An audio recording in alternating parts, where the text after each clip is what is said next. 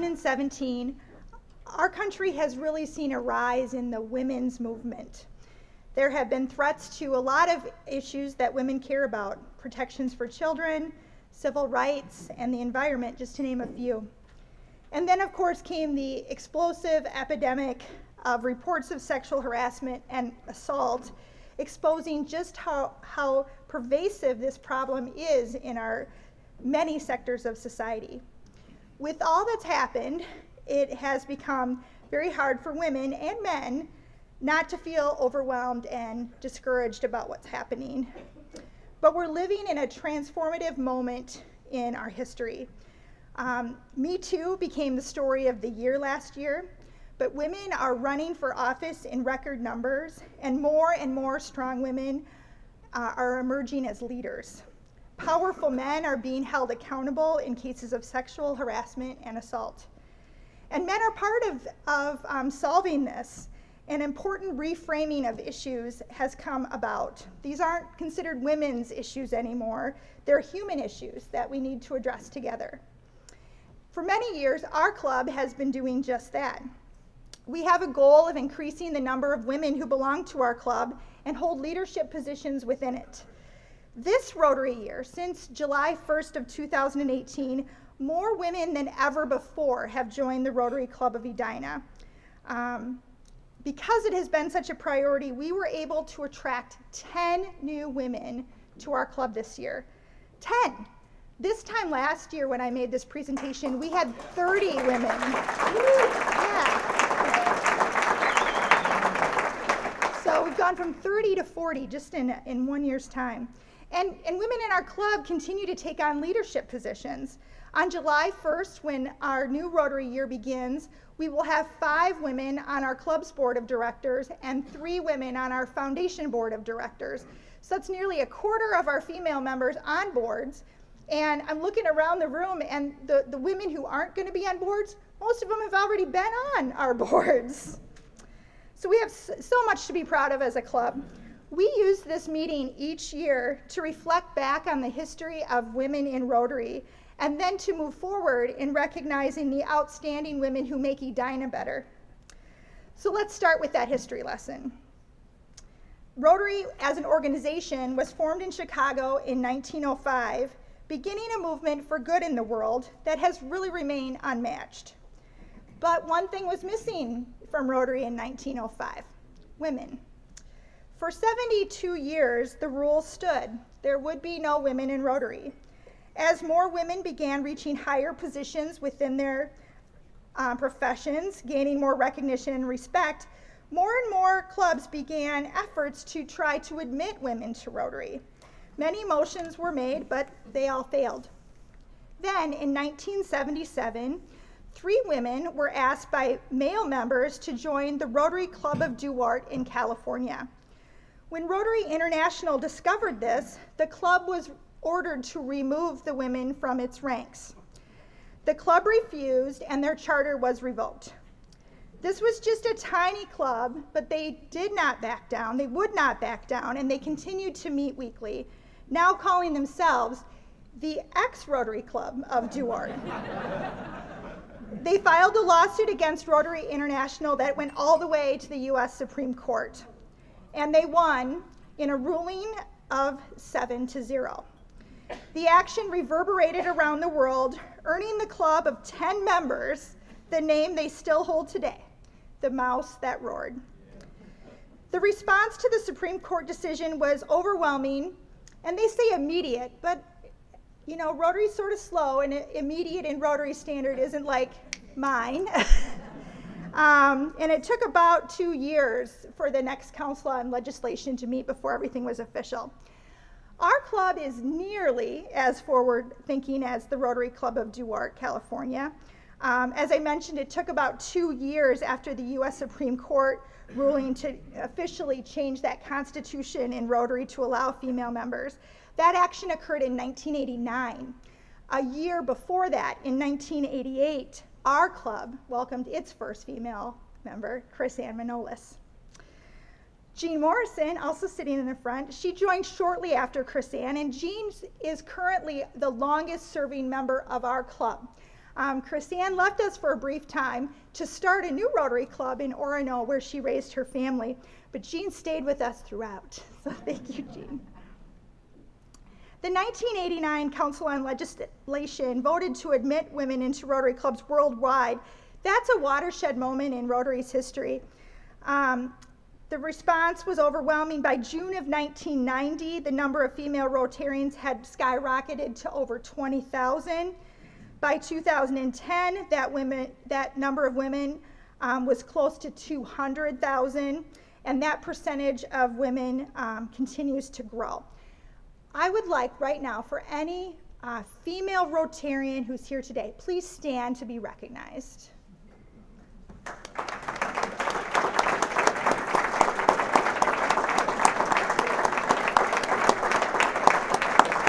Thank you. Today's meeting is meant to be a celebration of all women who make our community better, not just Rotarians, but the many others in Edina who are working for the good of our town. In Chrysanne's honor, as the first woman to join our club and really chart a path that, let's be honest, wasn't always easy. A few years ago, I think I shared a story. We have leaves of absence in our club for medical reasons or travel and work. Chrysanne requested a leave of absence when she was about to give birth to her son, and we denied her that. Yeah, thumbs down. In about 2010, when you all voted me to become club president, a member of our club approached me after in a very sincere way and said, "I'm so excited to have you as a club president. I know you're going to do great." John Deercles is definitely rolling over in his grave, but yeah, Gordy, that was you. So, I mean, we're continuing to evolve and we're continuing to be more supportive, but Chrysanne charted this whole path for us. You hit the right name. So for 10 years, we have presented an award in her honor, the Chrysanne Manoles Women in Leadership Award. We make this presentation annually in May because it's the anniversary of the Supreme Court ruling. It also happens to be the anniversary of her joining of Rotary. As of this month, Chrysanne has been a Rotarian for 31 years. Very cool. So, at this point, please join me in welcoming Chrysanne up to honor this year's Chrysanne Manoles Women in Leadership Award winner. I love this meeting, but I find that for about a week before this meeting, I kind of get emotional because I remember what it was like when I did join the Edina Club.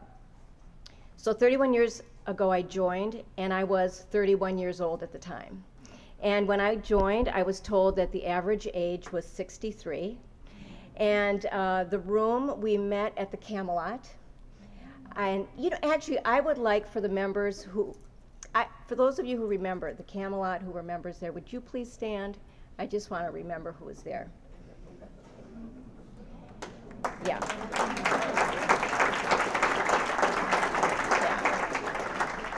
These were really all very special people. John Flynn, Bob Hildreth, and I, we were the babies of the club. And they would always look out for me. I remember having a knot in my stomach in the parking lot every time I walked into the Camelot because I didn't know the names yet, and I didn't know how I would be welcomed, but I was really welcomed with a whole lot of love. And I remember this club, and I love this club fondly.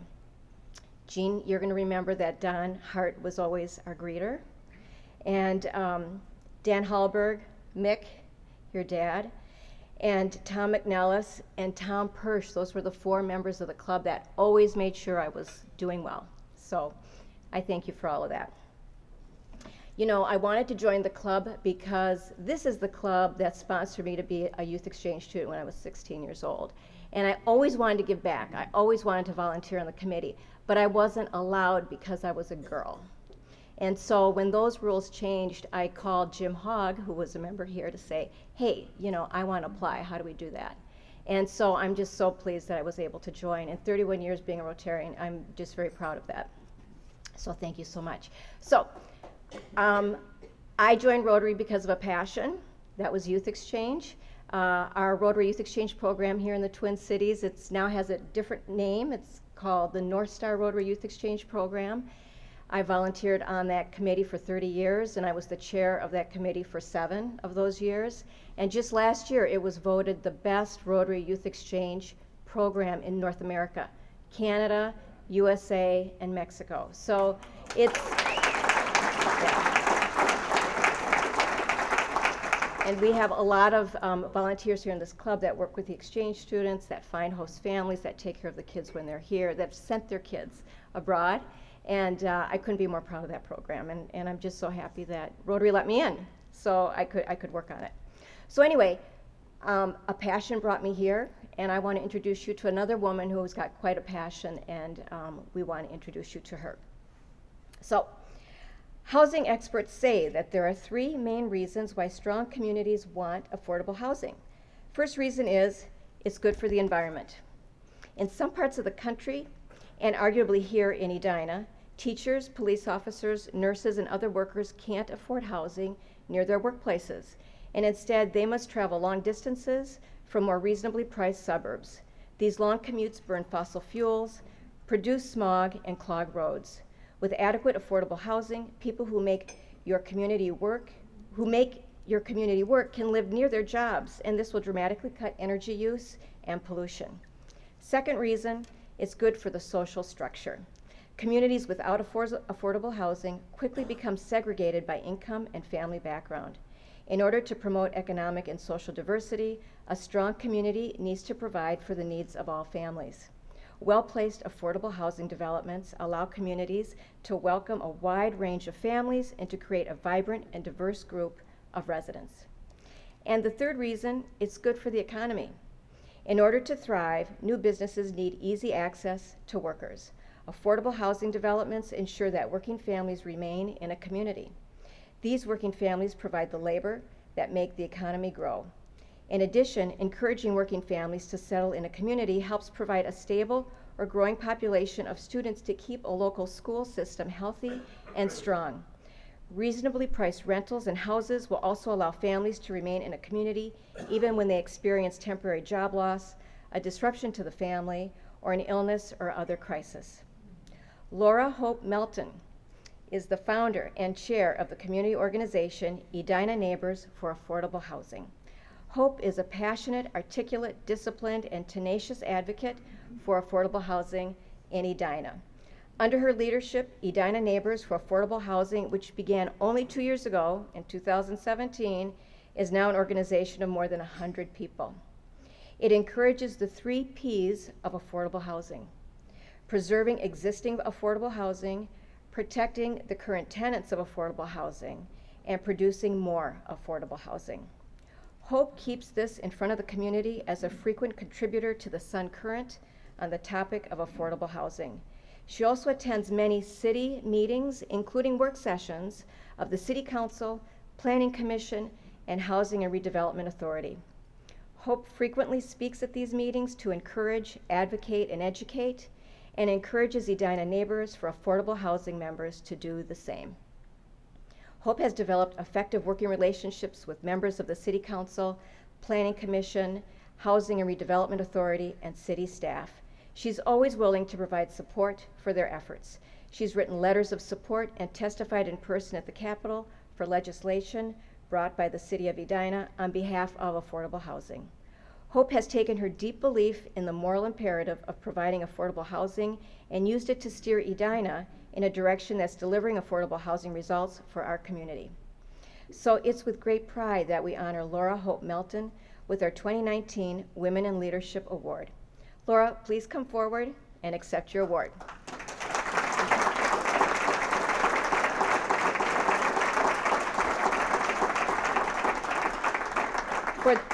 For this prestigious honor, Hope, not only do you receive a beautiful plaque, but a Paul Harris Fellowship, which is Rotary's highest honor.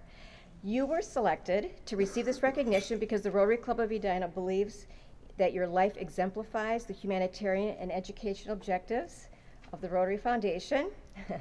We thank you for demonstrating in your life and vocation a commitment to helping people. So congratulations. Why don't you say a few words and then we'll give you your things, okay?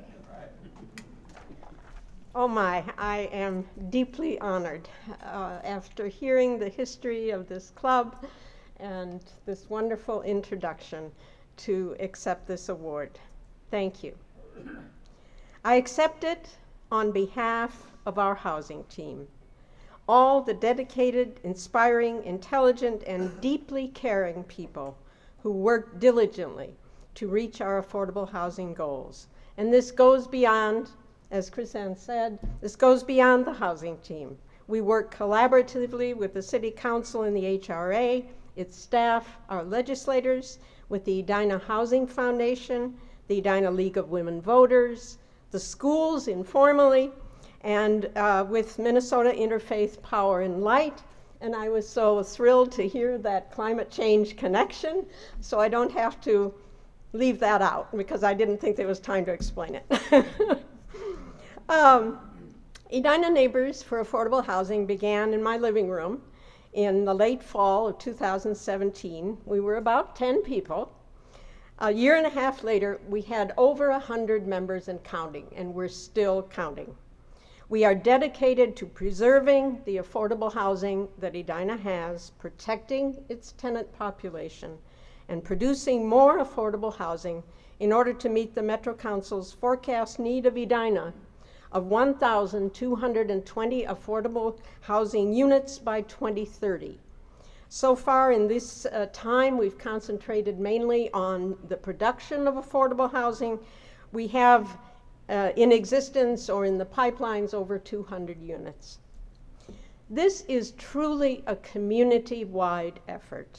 In one of my Sun Current guest columns, I said that I believe cities, like people, have the capacity to mature, to grow wiser, and more compassionate over time.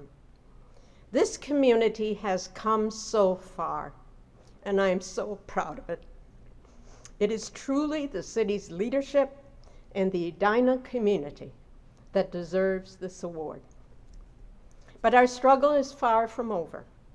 There are two competing visions of Edina's future, emanating from starkly different values. These competing visions include, but go beyond, affordable housing to the 2018 Comprehensive Plan. That plan embodies Edina's 2015 vision statement of, quote, this is Edina's vision of itself, and I'm sure that many of you were involved in that vision effort. Quote, a successful, mature, and progressive urban community that strives to lead in a modern and evolving world, one that maintains its heritage and affords all its residents a high quality of life while actively embracing the future. It values an equitable, welcoming, innovative, and sustainable community. Thank you for honoring this community, yourselves included, with this award. May we strive together to make Edina's 2015 vision of itself a reality. Thank you.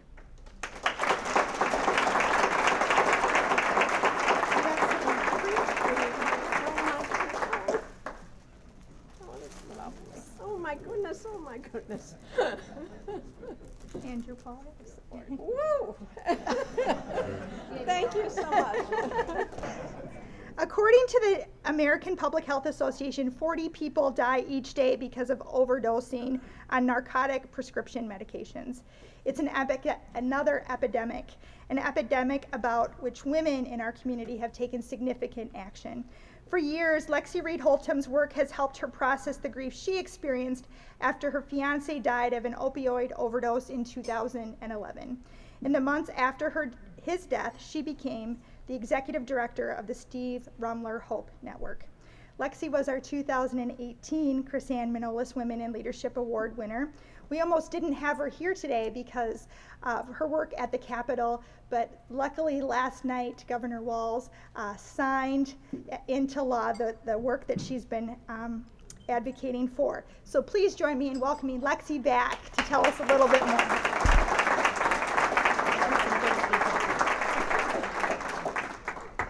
Oh, hi everyone. It's so great to be with you today. I'm just always blown away and honored to be here. So I know you all know who I am because I've had the privilege and honor of being here before, and I can't believe it's been a year. Can you believe that? It's crazy. It's gone so fast. I've missed you guys. Thank you. Thank you. So I just want to say some thank yous, and then I'm going to just get to some slides. My board chairwoman is here, Janie Colford, and I got to tell you, she is an inspiration to me daily. And if it wasn't for Janie's good leadership, I wouldn't be able to do the job I do. And she was going to step into my place today, so we created a slide deck for her to follow. But she allowed me to come up here instead, and I'm grateful for that. So I won't use the slide deck, but I will pull it up and we'll pop through it and get you out of here at 1:30. I also want to say thank you to Sandy. Sandy is the whole reason why we got to come here in the first place. And Sandy has been an inspiration to me for years. Just watching the woman that she is has helped me learn how to behave and how to show up and how to work with people. And there's so many women in this room that I can name right now that have been an inspiration to me that have probably followed in your shoes. So thank you for creating the pathway for all of us, and Judy Rummler too. I would be remiss if I didn't say what a powerful woman that woman is and how much she means to me in helping me to become the woman that I am. And there's just hundreds more.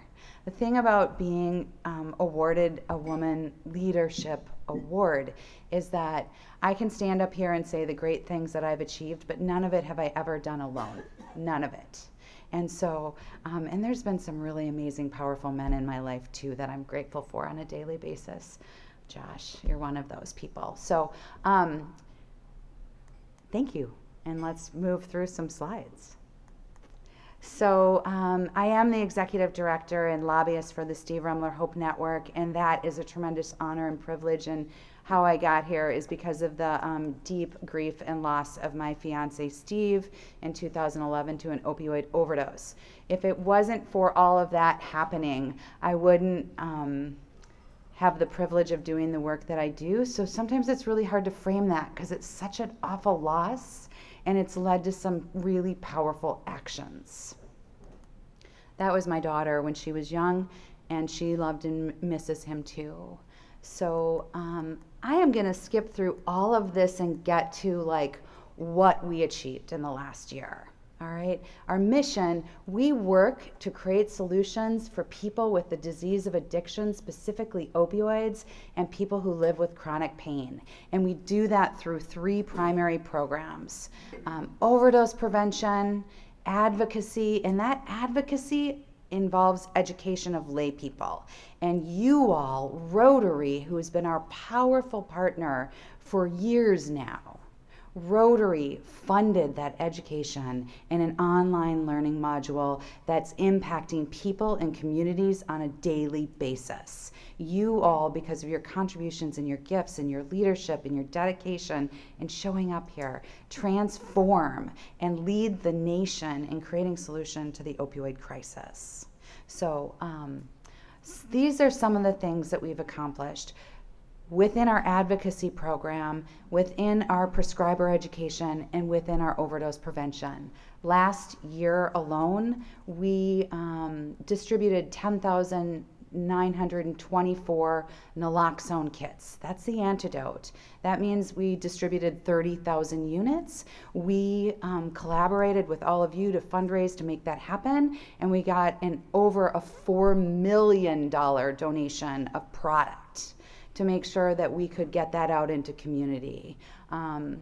We held 212 trainings. Every single one of those trainings, the online learning module that you created with us, went out into community. We trained 4,202 individuals, and over 300 organizations across the state are now partnered with us through that program that have access to that online learning. So that's way cool. Our prescriber education lecture series, we continue to strive and to achieve great things in educating our doctors and all prescribers. We have 40 states utilizing our prescriber education program that we underwrite and give away for free online learning for doctors.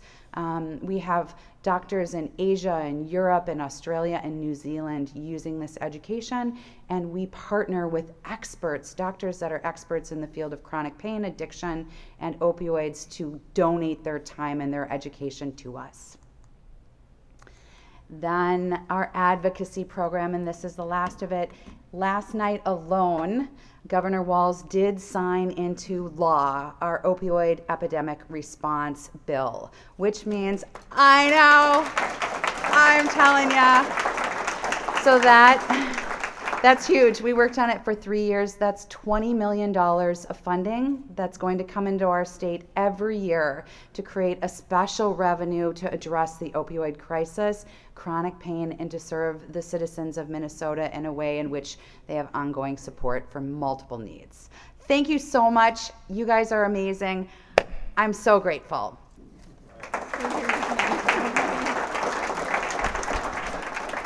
So I have to be the heavy to cut in, which makes me feel badly, but you can see by today's meeting that there's so much goodness going on in our community by this club, and you're part of that too. So as I was thinking about you yesterday, I wanted to say that your passion, your perseverance, your resilience, and your drive through pain to really advocate for what you know is right is an inspiration to all of us, and you've taught us a lot. And yesterday in my community paper, I thought about you. It was an article on the opioid crisis, and one of the quotes is, "Progress is possible, and it is happening, and it's because of people like you." Oh, thank you. So we are 1.2 million strong Rotarians. You've met a lot of us. We have 6 areas of focus, and one is fighting disease. So we're going to make a contribution to you in to the Memorial Bank Centers. And as I think about it, you have something in common with them. You give life to people. So here you go. Thank you. Thank you. Next week, we're going to be at Peter's Billiards, right? Got it on your calendar. Don't forget. Steve's going to have a big shindig over there. It'll be a lot of fun. Also, as you're going about your week, please keep these inspirational words in mind. True leaders understand that leadership is not about them, but it's about those they serve. Thank you for joining us today. We hope each of you can join us again next week at Peter's Billiards as Rotary continues its work to change the world in very positive ways. Until next week, be the inspiration. Meeting adjourned.